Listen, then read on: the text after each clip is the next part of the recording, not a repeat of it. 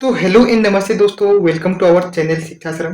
तो हर बार की तरह इस बार भी एक बहुत ही इंपॉर्टेंट सा टॉपिक के ऊपर जो है हम वीडियो लेकर आए हैं। तो बिना किसी टाइम के बाद चलिए वीडियो को स्टार्ट करते हैं।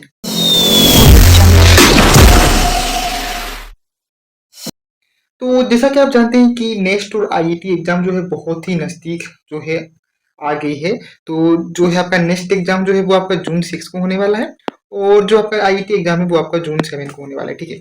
तो इसी के साथ बहुत सारे स्टूडेंट को के मन में बहुत सारा डाउट, बहुत सारा प्रॉब्लम्स, बहुत सारे जो डिप्रेशन के बहुत सारी चीजें जो है उनके मन में आ गई होगी। ठीक है। ऑब्वियसली सी बात है, क्योंकि 1 मंथ लेफ्ट है। तो बहुत लोग को सेल्फ डाउट होना लग जा स्टार्ट हो जाता है। उनको ये डाउट होता है कि उनका क्वेश्चन सॉल्व नहीं हो रहा है, वो एग्जाम में कैसे करेंगे। ठीक है। उसके बाद पैनिक आने लगते हैं और एंजाइटी सी होने लगती है स्टूडेंट्स को। ठीक है। तो इसमें जो है बहुत सारे स्टूडेंट जो है परेशान हो जाते हैं कि वो कैसे मैनेज करेंगे, कैसे सब चीजें ये करेंगे। ऊपर से स्टडी मटेरियल रिसोर्सेज जो है उतने अवेलेबल नहीं है बाकी एग्जामों की तरह, और जो है कोई गाइडेंस के लिए नहीं है। तो ऐसे बहुत सारे डाउट को सॉल्व करने के लिए आपका बड़ी भैया जो है यहाँ पे आ गया है, आपको जो है एक अच्छा मार्ग दिखाने के लिए। सो my self Sumant Kisan and I am from NISER Bhubaneswar integrated. I am currently doing integrated MSc from school of chemical sciences. ठीक है। तो आप जो है मुझे अपने बड़े भैया की तरह मान के आप जो है गाइडेंस ले सकते हैं, और चाहूंगा कि मैं आपका जो है हेल्प कर सकूं, जिससे कि क्योंकि आप जो फेज में गुजर चुके हैं वो फेज में मैं भी एक बार था। ठीक है। तो मैं समझ सकता हूँ आपको, एक जो है इन डेप्थ समझ सकता हूँ कि आपको कैसा फील होता होगा उस समय। तो जो है फटाफट वीडियो में जो है आगे बढ़ते हैं। ठीक है। सो आपको ये समझना होगा, भले ही 1 मंथ का टाइम हो, भले ही आपको ये सब जितना भी सेल डाउट वगैरह होता होगा, पर आपको एक चीज समझना होगा कि this is the actual time. ठीक है। मेरे जितने भी दोस्त आज नाइजर और आइजर में हैं, ठीक है, वो सभी दोस्त ऐसा नहीं था कि वो 1-2 साल या फिर 3-4 साल से वो आईआईटी और नेक्स्ट का प्रिपरेशन कर रहे हैं। ऐसा बिल्कुल भी नहीं। ठीक है। उनको इनफैक्ट लास्ट के 1 मंथ पहले उनको पता चलता है, 1-2 मंथ पहले पता चला कि नेक्स्ट और आईटी जैसा कुछ एग्जाम होता है। उसके बाद ही उन्होंने जो है इसका प्रिपरेशन स्टार्ट किया। प्रीवियसली वो जेई नेट का प्रिपरेशन कर रहे थे और नॉर्मल बोर्ड का कर रहे थे। लेकिन लास्ट के जो 1 मंथ में है मिला था उनको, वो उसमें डेडिकेटेडली अपना जो है प्रिपरेशन अच्छा से किए, जिसके कारण क्या हुआ कि उनका जो है सिलेक्शन हो गया, और जो है आराम से वो आज नाइजर आइजर में है। ठीक है। आराम से है कि नहीं वो अलग बात है, पर वो नाइजर और आइजर पहुंच गए। ठीक है। तो आपके साथ भी आपको अकेला फील करने की कोई बात नहीं। ठीक है। आप ऐसा मत समझिए कि आप ही जो है सबसे पीछे रह गए, बहुत लोगों से पीछे रह गए, ऐसा बिल्कुल भी नहीं होता है। ठीक है। आप अगर सारी थिंग्स को एक प्रॉपर वे में कर देंगे, ठीक है, अगर कॉन्साइज वे में कर देंगे, आप भटकेंगे नहीं, तो आराम से जो है आप भी जो है नेक्स्ट आईटी या फिर कोई भी एग्जाम हो आप जो है आराम से क्लियर कर सकते हैं। ठीक है। तो अल्टीमेट प्लान के बारे में डिस्कस करते हैं। ठीक है। सो सबसे पहले ये है कि आपको जो है जितने भी इंपॉर्टेंट चैप्टर्स है सबसे पहले आपको उसमें फोकस करना है। ऐसा तो नहीं है कि अभी इस समय में आप अगर सीरियल वाइज अगर शुरू से आप पढ़ते जाएंगे और आप ऐसे चैप्टर में ध्यान ज्यादा दे देंगे जो कि मतलब लेस इंपॉर्टेंट हो, तो आपका टाइम तो मतलब खराब नहीं होगा, मतलब आप सीख लेंगे चीज, अलग बात है। लेकिन आप उस टॉपिक को नहीं पढ़ पाएंगे जो कि ज्यादा वेटेज होता है। ठीक है। आपको जो है अभी इंपॉर्टेंट चैप्टर्स पे फोकस करना है। ठीक है। ऐसा नहीं कि बाकी चैप्टर्स आप छोड़ दें। ठीक है। आप उसको ये इंपॉर्टेंट चैप्टर्स कंप्लीट करने के बाद जो है आप बाकी चैप्टर्स को ध्यान देंगे, जिससे कि आपका जो है आप सभी चीजें आप पढ़ भी लेंगे, और जो है आप जो ज्यादा इंपॉर्टेंट है उसको जो है आप आराम से पहले आपको उस पर आपको पकड़ मजबूत भी होगा। ठीक है। इसी को कहते हैं स्मार्ट स्टडी। ठीक है। और आप 80-20 रूल तो जानते ही होंगे, 20% सिलेबस से 80% क्वेश्चन आते हैं। वो हाँ कहीं कहीं अप्लाई हो जाती है। ठीक है। और लेकिन नेक्स्ट और आईटी जितने भी है ये सब कॉन्सेप्चुअल क्लैरिटी आपका जो है चेक करता है। ठीक है। तो ऐसा नहीं है कि आप कुछ चैप्टर्स पढ़ के एग्जाम देने जाएंगे तो आपका हो जाएगा, क्योंकि क्वेश्चन जो है कनेक्टेड आते हैं। ठीक है। तो इसमें जो है आपको सभी चीजों का नॉलेज अच्छा से होना अनिवार्य है। ठीक है। इसलिए योजना से जुड़े सभी दस्तावेज ध्यान से पढ़ें। इसीलिए आपको इंपॉर्टेंट चैप्टर्स पे ध्यान देना है। अगर आपने पढ़ लिया तो एक नंबर बात। ठीक है। बहुत अच्छी बात अगर आपने पढ़ लिया है। लेकिन अगर आप नहीं पढ़े हैं, ठीक है, तो यूट्यूब लिंक जो है यूट्यूब पर वीडियो मैंने बनाया था इंपॉर्टेंट चैप्टर्स का। ठीक है। उसका लिंक भी मैं डिस्क्रिप्शन पे दे दूंगा। तो वो आप जो है आराम से देख लीजिएगा, और उसके हिसाब से आप अपना स्टडी कर सकते हैं। ठीक है। और उसके बाद जो है आपको क्या करना है, आपको सेकंड जो इम्पोर्टेंट है, आपको क्वेश्चंस के ऊपर कूदना है। ठीक है। तो क्वेश्चंस में क्या है, ठीक है, और आपने अगर पढ़ लिया है तो बहुत अच्छी बात है, आप सीधा डायरेक्ट क्वेश्चंस पे जा सकते हैं। तो क्वेश्चन आप कैसे करेंगे, मान लीजिए आपने आपने कोई चैप्टर पढ़ रखा है, ठीक है, तो पढ़ रखने के बाद आपने उसका जो है क्वेश्चन आपने लगाना स्टार्ट किया, तो ऐसा भी हो सकता है कि वो बन जाए क्वेश्चन, ठीक है, तो बन जाए तो बहुत ही अच्छी बात है, ठीक है, आपको आपका आशा करता हूँ कि आप जो है बहुत आगे जाए, ठीक है, नहीं बन रहा है तो भी आप बहुत आगे जाए। तो अगर क्वेश्चन नहीं बन रहा है तो आपको सिंपली कुछ नहीं करना है, आपको जो है वो क्वेश्चन से रिलेटेड जो भी कॉन्सेप्ट हो, ठीक है, वो कॉन्सेप्ट को आपको एक बार ध्यान से देख लेना है, कि आपको पढ़ लेना है कि अगर मान लीजिए थर्मोडायनेमिक्स से क्वेश्चन आया, ठीक है, तो आपको वो क्वेश्चन से रिलेटेड वो जो टॉपिक है, पर्टिकुलर टॉपिक, जिस टॉपिक से वो क्वेश्चन आए, वो आपको ध्यान से देख लेना है, ठीक है, तो वो अगर आपने आपने देख लिया, ठीक है, उसके बाद आप फिर से वो क्वेश्चन पे जाइए, क्वेश्चन पे जाने के बाद ट्राई कीजिए, अप्लाई करने का कोशिश ट्राई करें कि आप जो कॉन्सेप्ट पढ़े हैं वो आप अप्लाई करके क्वेश्चन को सॉल्व करने में ट्राई करिए, ठीक है, बन गया तो बहुत अच्छी बात है, अगर नहीं बना तो आप फिर से ये प्रोसेस कंटिन्यू कर सकते हैं जब तक कि वो क्वेश्चन सॉल्व ना कर पाए आप, ठीक है, तो थोड़ा टाइम लगेगा, लेकिन आपका कॉन्सेप्चुअल क्लैरिटी और क्वेश्चन का अप्रोच करने का जो स्किल है वो दोनों आपका जो है इंप्रूव हो जाएगा, ठीक है, तो ऐसा करने के बाद भी at the end of the day अगर कोई भगवान ना चाहे, अगर क्वेश्चन सॉल्व ना हो पाए, तो उस समय आप क्या करिएगा, आप सॉल्यूशन जब देखेंगे, ठीक है, सॉल्यूशन देखने के बाद आप जिस अप्रोच से वो क्वेश्चन अप्रोच हो रहा है,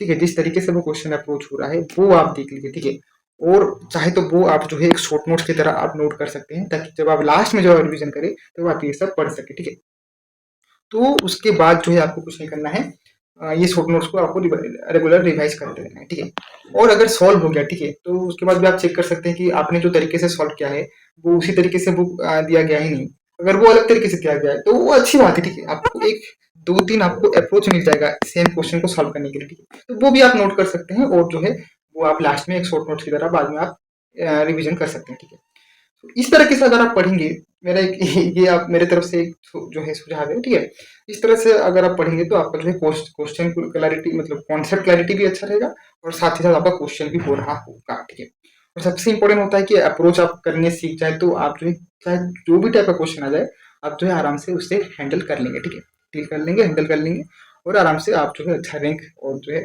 सीखेंगे कुछ एटलीस्ट, ठीक है, तो आपका कॉन्सेप्ट क्लैरिटी हो गया, ठीक है, आपने चैप्टर्स पढ़ लिया, आपने क्वेश्चंस कर लिए, उसके बाद मेन होता है मॉक टेस्ट, ठीक है, तो एक बहुत ही इंपॉर्टेंट बात आपको कहना चाहता हूँ, जो ये मॉक टेस्ट होता है वो सिर्फ जो है आपका मार्क्स कितना आया, ठीक है, और आपने कितना क्वेश्चन अटेम्प्ट किए वो सब के लिए बिल्कुल भी नहीं होता है, ठीक है, मॉक टेस्ट होता है आपका जो है एनालिसिस के लिए, सबसे इंपॉर्टेंट होता है एनालिसिस के लिए, ठीक है, आपको कुछ नहीं करना है, आपने एक मॉक टेस्ट दिया, ठीक है, अभी से आपको मॉक टेस्ट देना भी शुरू कर देना होगा, कि बहुत ही जल्द जो है आपका एग्जाम नजदीक है, अराउंड 30 डेज के अराउंड आपका जो है उससे भी कम आपका जो है एग्जाम आने वाला है, ठीक है, तो आपको आपने मान लीजिए एक मॉक टेस्ट दिया, ठीक है, मॉक टेस्ट देने के बाद आप देखिए कि आपने कितने क्वेश्चन अटेम्प्ट किए, ठीक है, और आप मैच करिए कि आपने जो पढ़ा था उसके हिसाब से आपने क्वेश्चन जो है सॉल्व किया या नहीं, मान लीजिए आप आपने एक क्वेश्चन का आपको बहुत जो चैप्टर जिस चैप्टर से वो क्वेश्चन आया था वो आपको बहुत अच्छे तरीके से आता था, पर आपने एक छोटी सी फॉर्मूला के कारण या फिर छोटा सा कॉन्सेप्चुअल होल के कारण आपने जो है वो क्वेश्चन गलत कर बैठा, इसके लिए आपको मार्क कट गए, तो आप वो सब एनालिसिस करिए कि क्या वो गलतियां हो रही है, ठीक है, अगर मान लीजिए आपने मॉक टेस्ट नहीं दिया रहता तो आप ये गलती सीधा नेक्स्ट एग्जाम में करते, तो अब तो वो दिक्कत हो जाती ना, तो इसीलिए मॉक टेस्ट इंपॉर्टेंट है, ठीक है, सेकंड चीज क्या कि आप इससे आपका जो है टाइम मैनेजमेंट भी इंप्रूवमेंट होता है, ठीक है, तो इसमें मैंने बहुत सारे बच्चे देखे हैं जिनको कि सारा पेपर आता होगा, मैक्सिमम क्वेश्चन आता होगा, पर due to time management issue वो क्वेश्चन ही अटेम्प्ट नहीं कर पाएंगे पाते, ठीक है, जिससे कि जो है उनका मार्क्स कम आ जाता है उनका, और जो है रैंक्स कम आ जाता है, ठीक है, तो उससे जो सोचो उनको कितना बुरा लगता होगा कि आते हुए भी उन्होंने पेपर अटेम्प्ट ही नहीं कर पाया, ठीक है, तो वो इम्पोर्टेंट होता है कि इससे आपको टाइम मैनेजमेंट स्किल और आपका जो जितना भी अपने खामियां हैं, है कि नहीं, तो वो आपको पता चलता है, ठीक है, हम हमें क्या आता है हम और हमें क्या अच्छी बात है वो तो सबको पता है, ठीक है, पर हमें क्या खामियां हैं, हम पे क्या जो है वीकनेस है, तो वो पता नहीं होता हमें, तो मॉक टेस्ट के थ्रू आप जो है वो आपको पता चल जाएगा,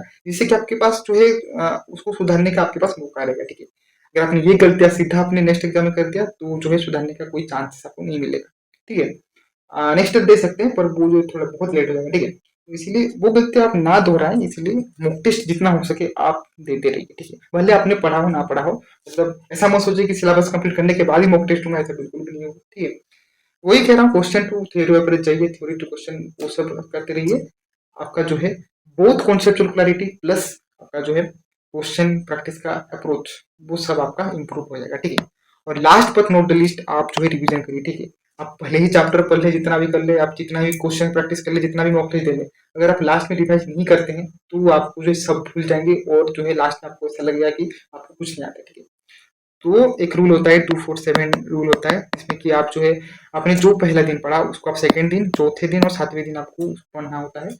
रिवाइज अगर आप करेंगे तो वो सदैव सदैव के लिए वो जो है आपके मन में और आपके दिलो जहन में आपका रह जाता है। ठीक है, तो ये सब टेक्निक्स को आप फॉलो कर सकते हैं, शॉर्ट नोट्स बना सकते हैं, माइंड मैप्स बना सकते हैं, फॉर्मूला शीट बना सकते हैं, और अगर आपको ये सब चाहिए तो आप हमारे टेलीग्राम ग्रुप में ज्वाइन हो सकते हैं। ठीक है, सो ये सब आप जो है फॉलो करिए, ये सब आप जो है करिए। आप टेलीग्राम ग्रुप में भी ज्वाइन हो जाइए, वहाँ पे आपको जो है नेक्स्ट और आईटी के एक्सपीरियंस भी वहाँ पे आपको मिलेंगे, जैसे कि आप डिस्कस कर सकते हैं, और फिर जो है सीनियर से मिलेंगे जिससे आपको गाइडेंस मिल सकती है।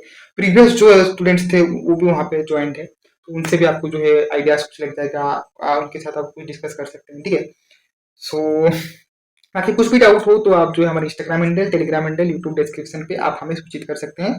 मैं आपका हेल्प करने का पूरा ट्राई करूंगा, और जो है फिर मिलते हैं ऐसे और एक इम्पोर्टेंट सा वीडियो में।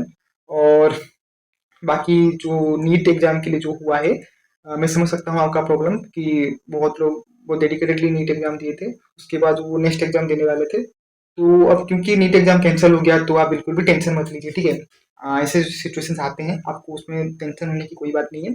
अगर क्योंकि दोनों एग्जाम में देख सकते हैं कॉन्सेप्ट तो सेम ही रहेंगे, मेन फर्क होगा क्वेश्चन में।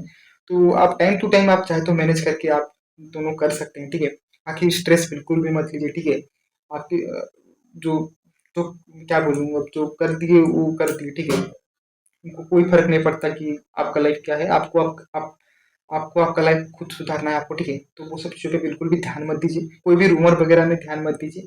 सिर्फ आपका एकमात्र फोकस होना चाहिए आपका स्टडी जो की है, जो आपको करना है। ठीक है, बाकी रिजल्ट तो हमारे हाथ में नहीं है, हमारे हाथ में बस एक ही चीज़ है, मेहनत, जो कि हम अच्छे से करेंगे। ठीक है, तो फिर मिलते हैं एक इंटरेस्टिंग और इम्पोर्टेंट सा वीडियो में, तब तक के लिए आज्ञा दीजिए। धन्यवाद और जय जगन्नाथ।